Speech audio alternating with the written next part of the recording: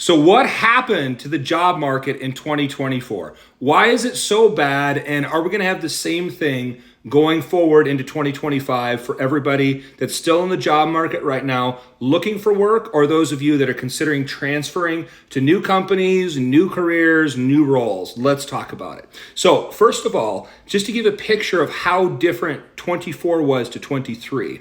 If you look at the jobs report, in 2023, jobs report had it at 2 jobs available per unemployed worker in America.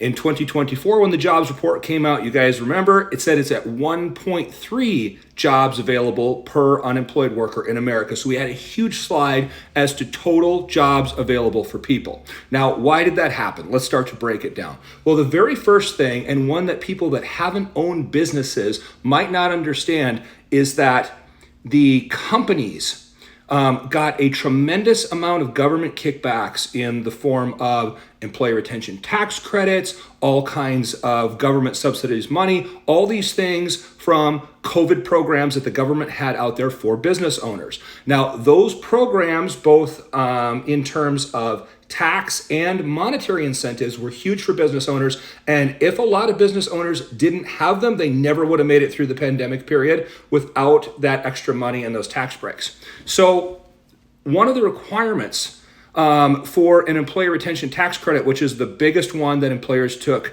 and ran with through the entire pandemic, is that you had to keep all of your employees on the books. So workers that you normally would have let go, workers you normally would have disciplined and eventually worked out the door.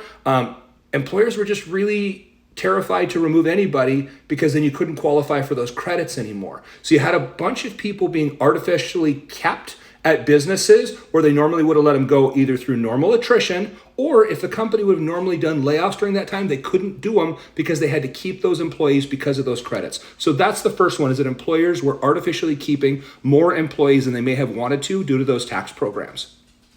Next one that was really, really big is, let's be honest, the tech bubble has popped and we don't know what's going to happen. You know, a lot of the tech that was in San Francisco has moved to Austin now when Elon, Joe Rogan, and a bunch of other people went there. So whether we're going to have a tech resurgence or not, I can't predict in the market, but the tech bubble, especially in California, is absolutely popped, and a lot of those jobs laid off, those companies closed, and a lot of those jobs are not coming back. And a lot of those weren't just jobs in California, that was the headquarters. So you have systemic job loss across the tech industry from that bubble popping.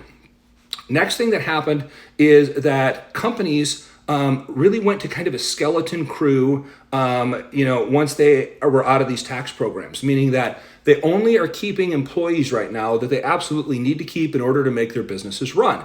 Because there's trepidation coming out of the pandemic, because there's trepidation with the election, that type of stuff. A lot of people have been waiting to see what happened with the election. Now that we know that that's happened, now business owners will start to make those choices accordingly. But because there was kind of a weird stall period there, a lot of companies weren't willing to invest their capital into a bunch of extra people until they knew what was going to happen and how it was going to affect their company taxes.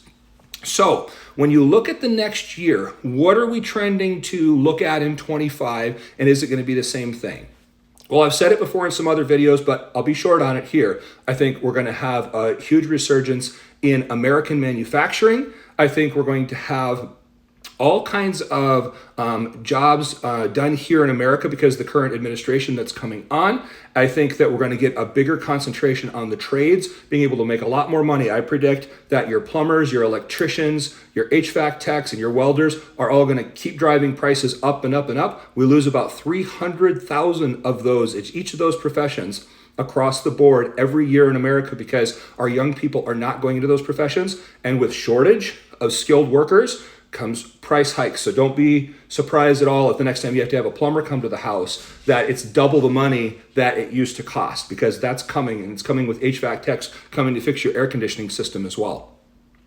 And so what do you do to prepare for this? Well, now that we know that we're going to have a lot more localized jobs here in America, I think that the smartest thing you can do if you have a young person in your household, like a person in their 20s or a person that's a teenager about to go to college, is to have them take a hard look at the trades, because tradesmen are going to be able to make a lot of money. And after a couple of years in the trades, they can also start their own business there and be able to do very well. If you are a worker, anywhere between an entry-level worker coming out of college up to middle management to about the level of director, you really have to focus on skills-based learning, meaning that I would recommend that everybody that they can is that don't just work in the job that you're in right now. Always be networking and always be increasing your skills. And one way that a lot of people are increasing their skills right now is going after Google certifications, because that program through Coursera is like $50 a month. People are getting certifications in things like coding, SEO, all kinds of other stuff in order to not just make money in their regular jobs, but have a profitable side hustle